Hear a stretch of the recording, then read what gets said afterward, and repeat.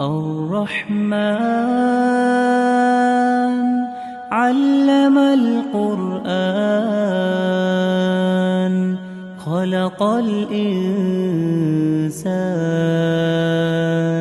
علمه البيان الشمس والقمر بحسبان